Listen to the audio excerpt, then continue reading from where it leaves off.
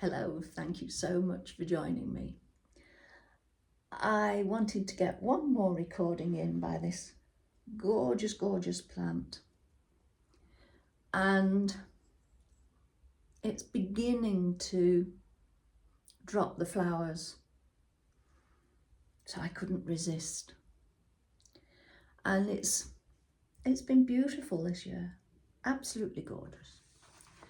And I feel that we are in need of, well, I certainly am, in need of a little light relief.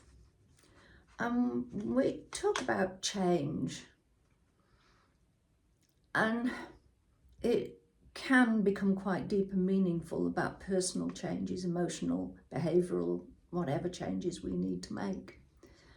But this is one about changes that my generation have made over the years, and it's only on reflecting on this that I think, oh my giddy aunt, I'd forgotten about that. Yes. Certainly when I moved around an awful lot after I was married, and each area that I moved to would have different names for things.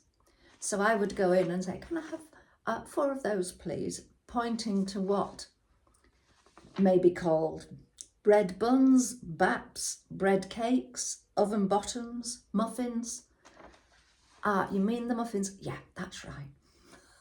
So it was something that I got quite used to. So here we are. It's about food.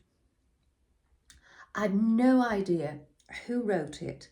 I've had it on this piece of paper for years, and I've actually started doing a bit of a clear out of one of my shelves of information, etc. And I came across it and I thought, right, okay, I shall use that. So there are 24 things that have seen a change.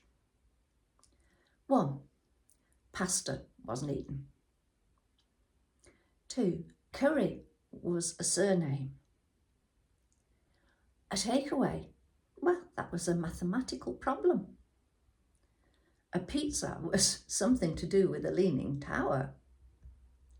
Crisps, they were plain.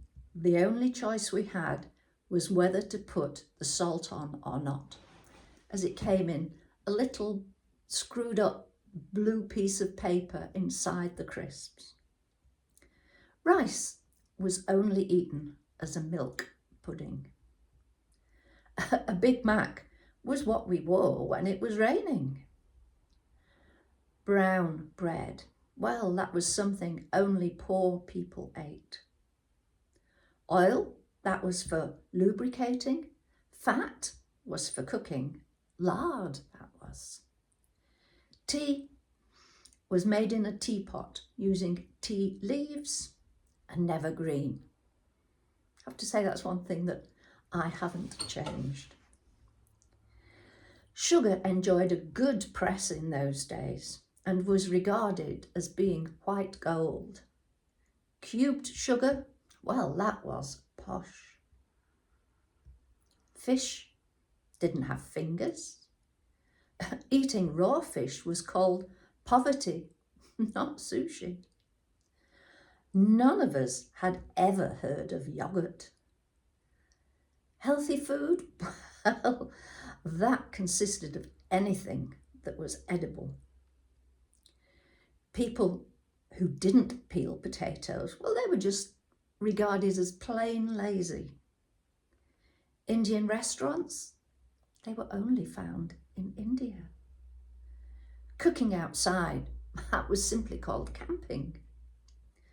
Seaweed, something we played with on the beach and certainly wasn't a recognised food. Kebab wasn't even a word, never mind a food. Prunes were medicinal. Surprisingly, muesli was readily available, but it was called cattle feed. Water, well, that came out of a tap, And if someone had suggested bottling it and charging more than petrol for it, they would have become a laughing stock.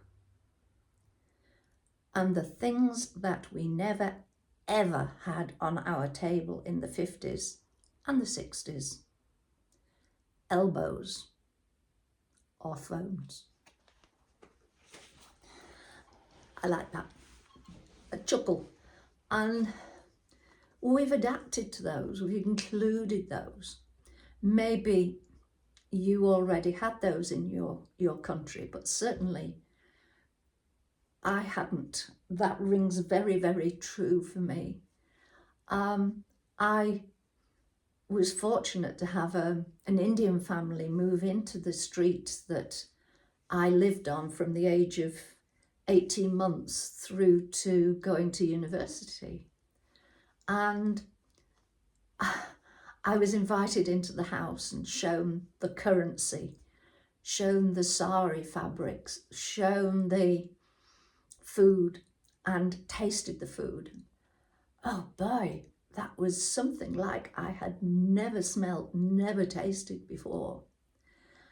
And I had to be very careful to clean my teeth when I went home because my dad hated the smell of curry, because when he'd been in the army during the war, he always claimed that they'd used lots of curry powder to hide the taste of meat that was going off. So to him, it brought back a whole raft of absolutely horrible memories. But to me, well, it was a big adventure. And to this day, I love making my own curries, mixing the spices and, yeah, the smell, even a few days later. But you know, I don't care. It's good, a sign of good home cooking. And in those days, we were basic cooks because we hadn't got the imports coming back from the food. We were just in the post-war years, in the early 50s and through to the late 50s. I remember sweets being rationed and going with my little slip to get my sweeties from the corner shop. And that had to last. So big changes on the food front, not all for the good. And I feel guilty when I buy a ready-made meal from a supermarket, as I have been doing lately, so that I could keep going with things that I need to do, because I'm getting round to blitzing things in the house so that I'm ready to keep it at a reasonable level. But they're very tasty and not as packed with sugar and salt, I hope, as they used to be. So on that note, I will endeavour to get up from the floor without crunching down again and bringing this beautiful plant with me. Thank you for joining me, and I hope that has been a little chuckle for some of you.